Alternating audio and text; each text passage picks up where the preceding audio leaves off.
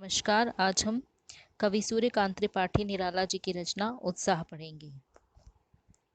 हिंदी साहित्य में महाप्राण निराला क्रांत दृष्टा कवि के रूप में जाने जाते हैं। उत्साह कविता उनका एक आवाहन गीत है जिसमें वे बादल को पीड़ित प्यासे जन की आकांक्षा को पूर्ण करने वाले साधन के रूप में देखते हैं।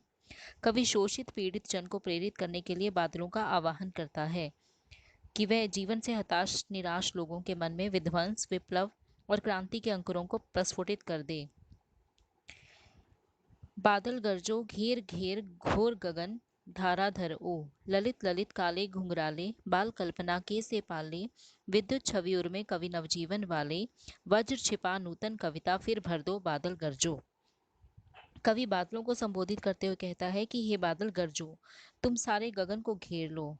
हे बालक के समान सुंदर दिखने वाले काले घुंघराले बादल, बच्चों की अनंत कल्पना के कोमल बादल, तुम अपने हृदय में विद्युत छवि यानी कि बिजली की छवि अंकित करने वाले हो। तुम नवजीवन देने वाले हो, इसलिए अपने अंदर के विद्युत रूपी वज्र को छिपाकर नई कविता की रचना कर दो। हे बादल गरजो।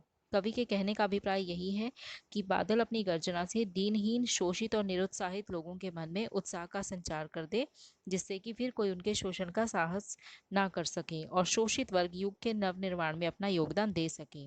आगे कवि कहते हैं, विकल विकल उन्मन थे उन्मन विश्व के निदाग के सकल जन, आए अज्ञात दिशा से अनंत के घन, तप्त धरा जल से फिर शीतल कर दो बादल गरजो।